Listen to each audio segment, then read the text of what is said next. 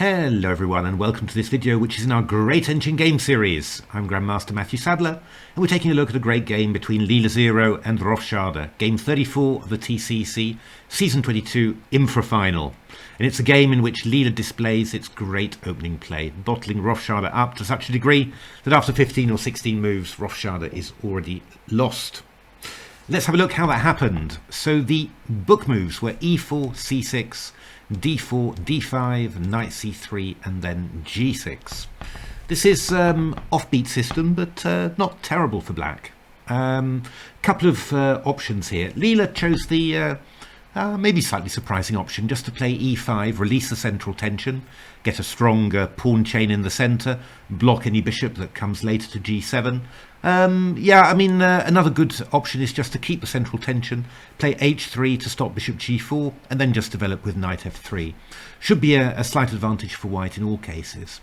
Leela's move worked very well though, because after e5 Rofschade played bishop f5, which is a slightly odd move, although it's the move that Berserk also played in my engine matches that I ran after this game.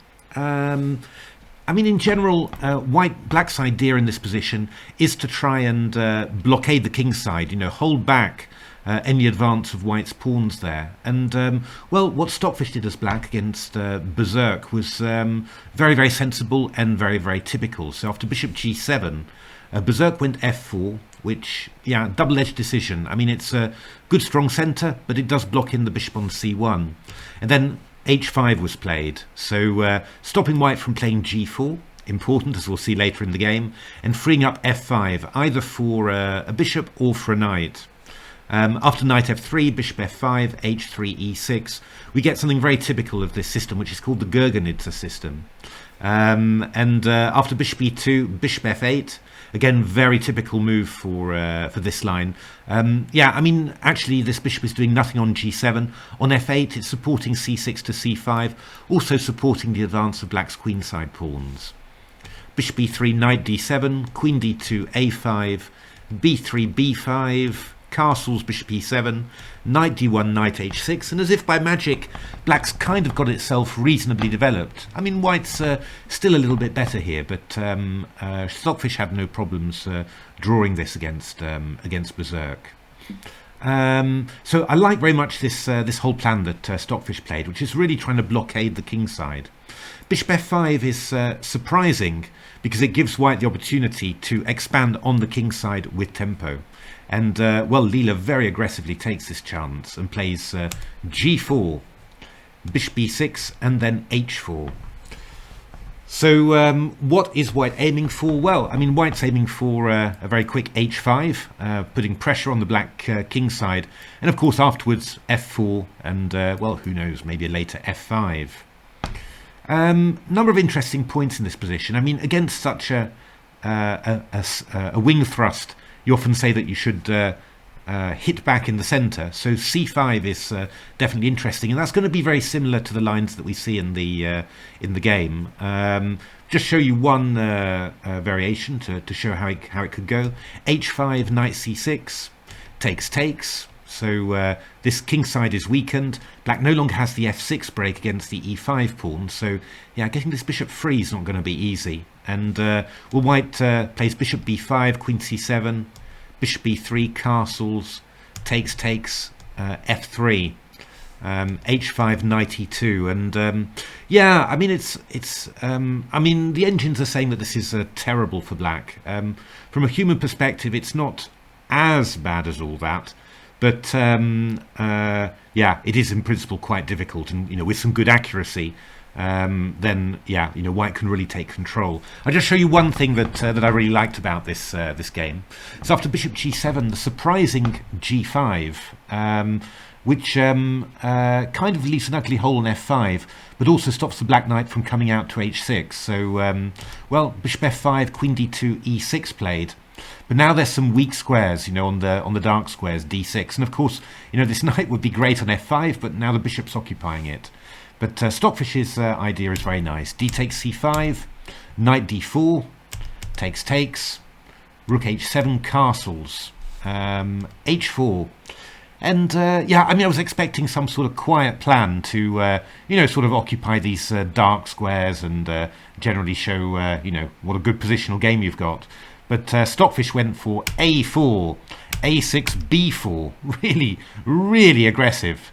Knight E7, Queen E3, H3, B5, Queen C7, C6. And this is fantastic play. You know, with the king on C1, you sort of think, oh, you know, advancing your A and B pawns feels a little bit risky. But of course, we've got loads and loads of threat. Bishop here, bishop here. Well, after takes here, Queen B7, Queen C5. A takes B5, Knight takes B5. White was just pouring into the dark squares there. Really impressive play from Stockfish again. I mean, that was the immediate central break, and of course, you know, why doesn't this you know, typical recipe of a central break against a wing attack really work? Well, of course, Black's wasted a lot of time. I mean, it's not like Black's got much development. Played bishop f5 to e6, c6, and then c5. The move g6, which isn't particularly useful. You know, not that great. The move that I'd really want to play, actually, is the move h5, you know, just trying to stop this kingside attack. And this is quite interesting, actually. Stockfish just wanted to take on h5 and go bishop g5. And, well, you're actually going to see this sort of structure in a later game as well. You know, just bishop g5, pawn h4. And, you know, it feels like you've kind of weakened some of your kingside light squares. But actually, you know, Black doesn't have a serious blockade on the kingside light squares, which means this rook on h5 can be chased away so that the rook's pawn can advance. And for example, c5, bishop e2, rook h8, d takes c5, knight c6, knight f3, knight h6, queen d2, queen a5, h5 was a Stockfish berserk game. And again, you know, White's attacking very quickly. And yeah, I mean, all this whole position is just really weak. So what ''RofChade did was queen d7, hit the pawn on g4, and now bishop e2, which is a clever move, defending g4 and also sort of dissuading Black from going h5. It does feel a little bit awkward though, because, you know, if you go knight f3 later, then the pawn on g4 will be hanging. So, you know, that feels like a good reason then to break in the center. But yeah, there's some clever stuff going on here. And White doesn't defend the d4 pawn, but plays h5. So we are attacking the king side here, and this is not easy at all for Black. If you go c takes d4, just want to take on g6. Obviously, if you take on c3, then rook h7 is extremely unpleasant. So f takes g6, and then knight b5. And well, this is the idea. I mean, by taking on g6, you ensure that Black can never go f6 to attack the pawn on e5. And that just means that you're just going to be able to play f4 to consolidate the pawn on e5. One nice trick is if you go bishop g4, looking for something like this. Even that looks a little bit horrific, to be honest. But White's got the clever trick e6 in this position. Obviously, queen e6, I've got knight c7 check. And after bishop e6, bishop f4 is extremely unpleasant. If you go knight a6, I think simply knight f3 followed by knight e5 is going to be really strong. There's also knight takes d4, threatening bishop b5 as well. So very unpleasant for Black. If you go knight c6, this is quite interesting. Then Stockfish came up with this idea, which really caught me by surprise, and that's taking on g6 and playing the move knight a4. Yeah, really unusual. So if you go knight takes d4, I just go knight takes c5 and then win a piece there. And after c takes d4, then knight c5, queen c8, f4 is pretty unpleasant for Black. So another really unusual idea, and just goes to show really how yeah, White's space advantage and you know, the fact that White's really trying very aggressively to keep on increasing that space advantage. I mean, that's really doing wonders. ''RofChade played yeah, I don't know, it feels like a really ropey move. It took on h5. I mean, obviously it doesn't want to allow White to take on g6, which I understand, but rook takes h5 feels really bad. I mean, obviously the pawn on h7 is weak, but it's also more about the rook, you know, on the fifth rank, coordinating, protecting. You sort of think, well, you know, black's never going to get through the white position. I mean, after knight c6, again, knight a4, you know, would have been a very interesting move here. I think, again, very good for white. But Leela just played a very nice, calm move here, f4. Actually just threatening f5, so there's no time to take on d4 with a knight. I just play f5, and white wins a piece. So c takes d4 was played, counterattack, knight b5, a6, more counterattack, but now Leela played this lovely move f5. If you took on d4, then black's tactics, well, they sort of work, really. You can take on g4 here, e6, opening up the line of the queen, but we can play queen e6, queen h8, bishop h5, queen g8, bishop g6, and Stockfish seemed to think that this was perfectly fine for black. I mean, in actual fact, you're going to go castles and then just try and get the bishop out here, and the queen is in a lot of trouble here. So, I mean, white was playing f5, but after bishop takes, we've got 1, 2, 3, 4, 5, 6 pawns, 3 pawns, and we're also attacking the c2 pawn as well. So that's probably going to be all right for black. So f5 was played. I mean, never worrying about material. A takes b5, and then this lovely calm move, knight f3. And yeah, I mean, black's problem, you know, black's really big problem here is that, well, you know, white's not in any hurry to take this bishop on e6. It's just trapped, right? So, you know, white's actually looking first to take on b5, take on d4, you know, so black's really got to do something. You know, I can just think of lots of strengthening moves for white because before I even need to think about taking that bishop on e6. Rovchade took on f5, which looks like, you know, a decent idea. I mean, if you went something like queen c7, I could just take, go knight d4, and well, I mean, these pieces are horrible, and well, I'm just threatening bishop takes b5 as well. So bishop f5 played, g takes f5, but you're going to start seeing something rather annoying here. Queen c7 played, threatening knight takes c5. The clever move, king f1 here. Knight e5, we've got bishop f4, which is absolutely appalling. Bishop g7, bishop check, and queen e2, and you're just picking up this piece. f6, well, many things. I guess knight take d4, and then knight e6 is absolutely killing. So king f1, and you know, you suddenly sort of try and think, you know, well, how is Rovchade going to keep its development going? And it's really hard to think of any way possible. What Rovchade decides to do is to play e6, but after f6, we reach that moment that I described in the introduction, where looking at it, how on earth is Rovchade ever going to get this knight on g8 active? Yeah, I mean, even the bishop on f8 doesn't have any great squares, but this knight's got absolutely no squares. h6 is totally out of bounds. We've just got a bishop and a rook attacking it. e7, of course, f6, of course. So actually, within 16 moves, Rovchade is completely lost. It's going to have to give up this knight on g8 for a pawn on f6 at some stage. But, I mean, that's never, ever going to be enough.